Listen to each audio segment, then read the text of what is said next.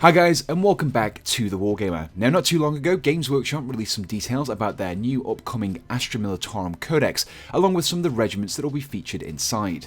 Alongside these details, we also got 3 images, which contain some artwork and also a converted miniature based on that artwork. So after seeing these images, I thought I would go ahead and try to recreate some of the conversions featured in them. In this series of short videos, I'll be tackling a different Imperial Guard regiment in each video and showing you how to convert them.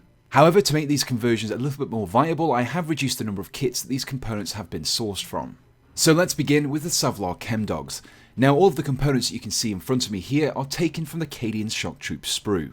Now, whilst I've gone for the last pistol and the chainsword here, you can feel free to use the last gun if you wish. So next we want some components that set the Savlar Chem Dogs apart from their more regimented Imperial Guard units. So I've taken some components from the Gene Sealer Cult upgrade sprue, notably one of the gas mask heads and also the knife and grenade pouches. Now, so far the one component that we don't have is the body, and I'm going to be taking this from one of the Imperial Guard vehicle kits. However, before we can use it on our miniature, we first need to remove it from the legs. Now for this, I'm going to be using a hobby saw. Now, when using a hobby saw, be very careful where you place it. Ideally, you want it to be slightly lower than where you want the cut to occur. Start off by making a few shallow guide cuts, and once these have been taken, you can press on a little bit more and saw a little bit faster.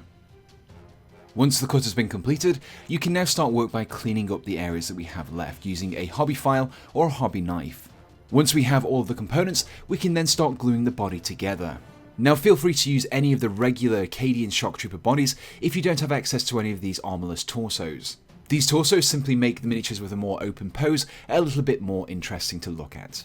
The next step in this conversion is to prepare the tank full of noxious chemicals that we'll be placing on the guardsman's back. Now for this, I'll be using the flamer tanks from the Imperial Guardsman's kit, but we want to cut the 2 tanks in half. So once again, I'll be using my hobby saw to cut down the middle of the component.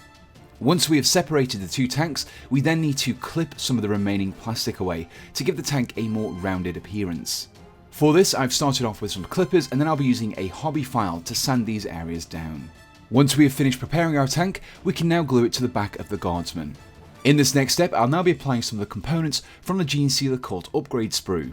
The first component will be the knife, and I'll be gluing this to the front of the Savlar Chem Dog. This knife is perfect for giving the Savlar Chem Dogs a slightly more unorthodox and sinister appearance, which fits perfectly with their background. The final detail to add to this miniature is the gas mask head from the Gene Sealer Cult upgrade sprue. Now, these gas mask heads are perfect for representing the Savlar Chem Dogs, as they are known for inhaling noxious chemicals to improve their combat efficiency.